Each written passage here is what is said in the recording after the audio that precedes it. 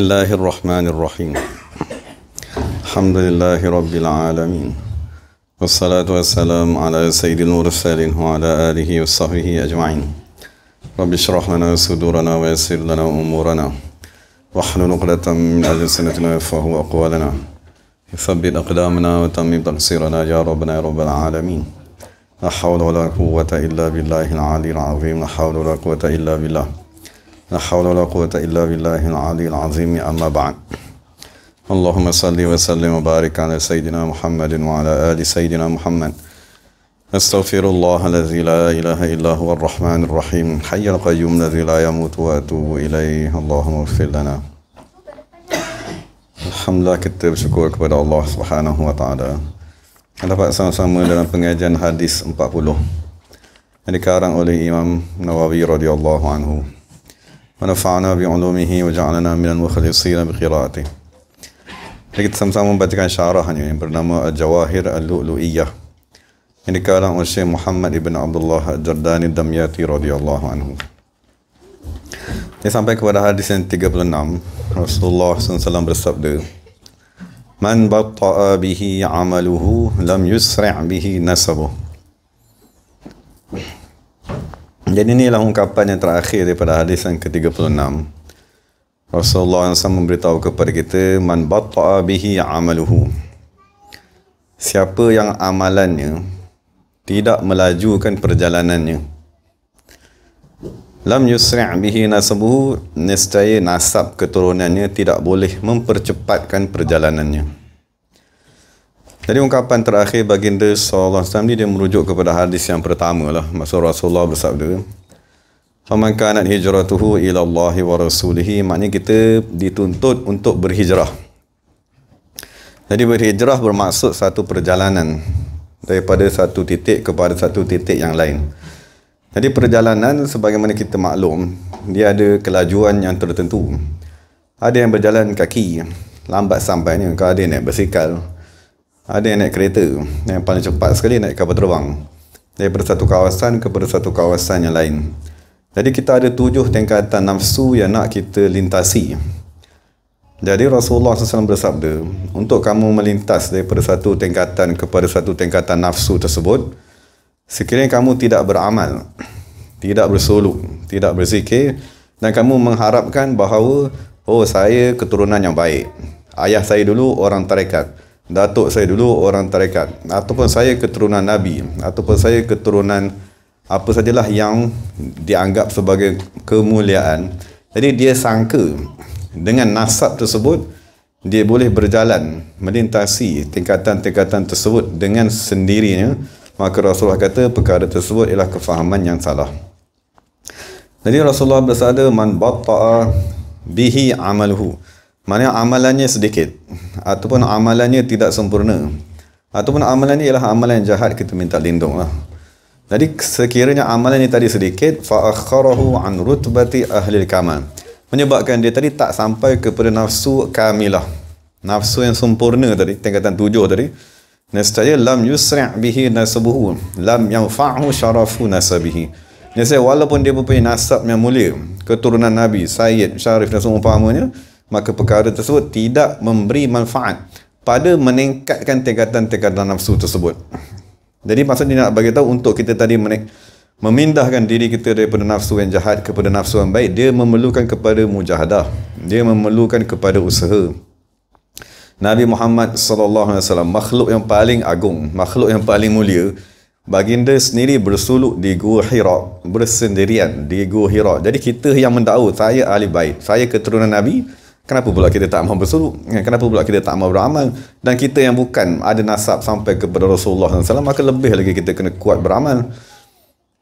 Jadi dia kata, maka seseorang tadi tidak boleh sampai kepada darjat orang yang mempunyai amalan-amalan yang sempurna, kerana perjalanan yang cepat kepada kebahagiaan bahawasanya berlaku dengan amalan yang baik, amalan yang soleh, bukan dengan nasab keturunan. Allah Subhanahu wa taala berfirman, "Inna akramakum 'indallahi atqakum." Sesungguhnya orang yang paling mulia dari kalangan kamu di sisi Allah ialah orang yang bertakwa. Dan Nabi SAW bersabda, "Ituni yaumal qiyamati bi'amalikum la bi'ansabikum." Datanglah kamu pada hari kiamat dengan amalan kamu, bukan dengan nasab keturunan kamu. Fa inni la ughni ankum minallahi syai'an. Kerana aku pada hari kiamat itu tak dapat menolong kamu sedikit pun. Jadi Imam Ghazali rahimahullah berkata, "Man dhanna annahu yanju bi taqwa abihi." Siapa yang menyangka dia tadi boleh selamat dengan semata-mata ketakwaan bapanya, kana kama dhanna annahu yashba'u bi akli abihi. Maka dia lah orang yang menyangka dia sekarang boleh kenyang kerana zaman dulu bapaknya yang makan, ataupun dia tadi boleh hilang dahaga kerana dulu bapaknya telah minum. Dan itu semua ialah kefahaman yang salah lah. Jadi Rasulullah nak memberitahu bahawa yang dituntut di atas kita ialah beramal. Jangan sekali-kali kita bergantung kepada nasab keturunan, ataupun saya pangkat yang tinggi, ataupun saya orang hebat atau seumpamanya. Jadi ada penulis dalam kitab ni mensyarahkan bahawa sesungguhnya kita bincang tadi, amalan diperlukan untuk meningkatkan seorang daripada satu darjat tingkatan nafsu kepada tingkatan yang lain. Jadi timbullah persoalan, adakah nasab tadi tak ada mempunyai kemanfaatan langsung? Jadi jawapannya ada. Maksudnya nasab, semata-mata nasab tadi mempunyai kemanfaatan di akhirat. Sebagai contohnya dalam hadis Rasulullah berkata, "Inna Allah yarfa'u dzurriyyatal mu'min fi darajatihi."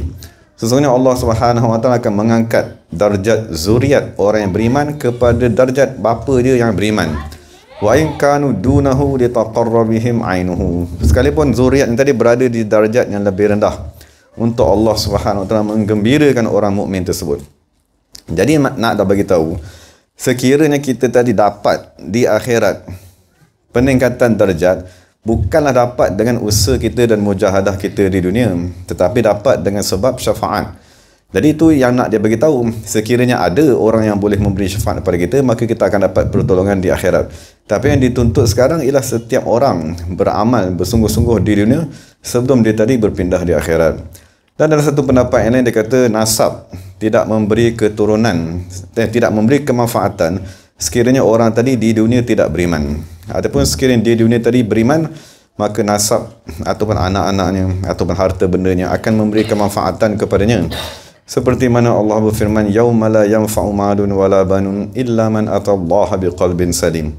Hari di mana harta tidak memberi kemanfaatan dan anak-anak zuriat tidak memberi kemanfaatan, melainkan sekiranya orang tadi datang kepada Allah dengan hati yang selamat daripada syirik.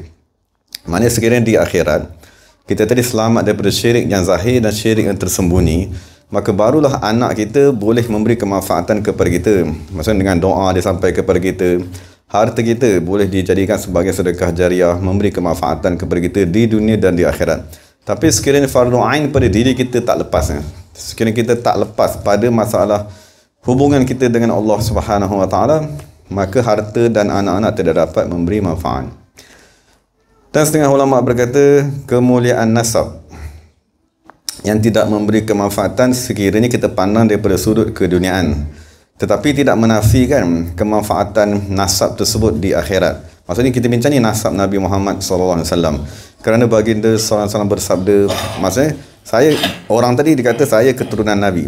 Jadi di dunia dia tetap kena bekerja, di dunia dia tetap kena semayang, dia tetap kena berzikir, tetap kena puasa. Tetapi di akhirat dia ada janji khusus daripada Nabi Muhammad SAW. Mana baginda berkata, "Wa'adani Rabbi fi ahli baiti." Allah Ta'ala telah memberikan kepadaku janji pada ahli keluargaku.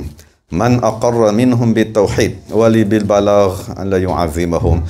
Siapa dari kalangan ahli keluargaku yang bertauhid, beriman, mentauhidkan Allah dan meyakin dan beriktikad, mengakui kerasulan Nabi Muhammad SAW, maka Allah Subhanahu wa taala tidak akan mengazab mereka. Dan Nabi SAW bersabda, "Demi Allah yang mengutuskan aku dengan kebenaran, Jikalaulah aku memegang pintu syurga, maka tidak akan aku benarkan masuk melainkan ahli keluarga ku terlebih dahulu. Dan dalam hadis Nabi Muhammad SAW bersabda, dinyatakan bahawa Fatimah radhiyallahu anha memelihara dirinya, kemaluannya, lalu Allah Subhanahu wa taala mengharamkan dirinya dan zuriatnya daripada api neraka. Dan telah sah Nabi Muhammad SAW membaca khutbah, apakah keadaan kaum yang mereka tadi berkata bahawa sesungguhnya hubungan rahim Nabi Muhammad SAW tidak memberi manfaat kepada kaumnya pada hari kiamat. Bahkan Nabi berkata, ketahuilah bahawa hubungan rahimku demi Allah bersambung di dunia dan di akhirat. Dan sebagai penutupnya, penulis kitab berkata, ketahuilah bahawa sesungguhnya hadis ini mempunyai kedudukan yang amat agung, kerana ini jadi memberikan berita gembira kepada kita dan memberikan amaran. Dan hadis ini diriwayatkan oleh Imam Muslim radhiyallahu anhu. Jadi sebagai kesimpulannya, apabila kita membincangkan tentang nasab tadi, maknanya nasab dia mempunyai kemuliaan yang tersendiri. Hubungan dengan Rasulullah SAW mempunyai kemuliaan dan keagungan. Cuma persoalannya, kerabat, hubungan nasab dengan Rasulullah SAW ini dibahagikan kepada 3 bahagian. Pertama sekali ialah al-qarabatu fis surah. Maknanya hubungan kerabat dengan Rasulullah SAW pada zahir. Jadi pada zahir ini dibagi kepada 2. Yang paling asas ialah hubungan dengan jasmani kita, iaitu tanah. Maknanya tanah kita ni, badan kita ni dilahirkan melalui zuriat Nabi Muhammad. Maksudnya melalui Sayyidina Hasan ataupun Sayyidina Husin. Ini ialah nasab pada zahir yang paling asas, iaitu pada jasmani. Betul yang kedua pula, orang tadi dihubungkan mempunyai nasab dengan Rasulullah, kerabat dengan Rasulullah daripada sudut zahir juga, tapi daripada sudut agamanya. Seperti ulama dan orang-orang yang beriman. Maksudnya mereka tadi menzahirkan diri mereka orang Islam, mengambil ilmu Nabi Muhammad SAW, bercakap dengan ilmu Nabi Muhammad SAW. Dan seperti mana orang beriman tadi, mereka tadi mengamalkan agama. Jadi mereka ni dipanggil mempunyai hubungan kerabat dengan Rasulullah SAW daripada segi agama. Tapi hubungan tersebut ialah hubungan pada zahir. Dan kerabat yang lebih tinggi lagi daripada itu ialah al-qarabatu fil ma'na. Hubungan kerabat dengan Rasulullah SAW daripada sudut kerohanian.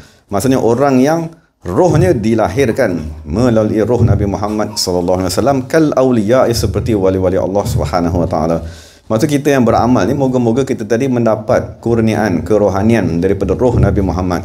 Jadi maksudnya ada orang yang mempunyai jasad yang diwarisi daripada jasad Nabi Muhammad SAW. Jadi itu pilihan Allah. Maksud kita tak boleh nak tahu aku keturunan Nabi, aku dilahirkan daripada Sayyidina Hasan. Itu kita tak boleh nak pilih, sebab itulah ketentuan Allah SWT. Tapi yang boleh kita usahakan ialah kerohanian.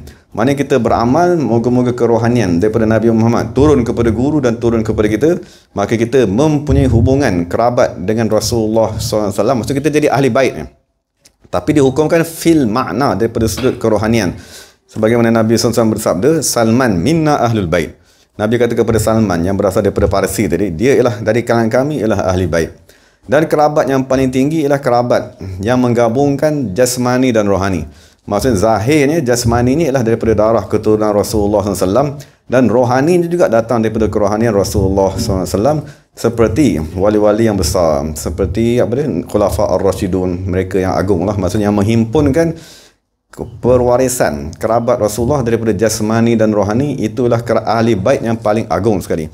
Tapi sekiranya kita tak dapat nak jadi ahli bait yang paling tinggi sekali, menghimpunkan jasmani dan rohani, dan kita bukan dipilih dari kalangan ahli bait, maka kita beramallah dengan amalan kerohanian yang diwarisi oleh Rasulullah SAW.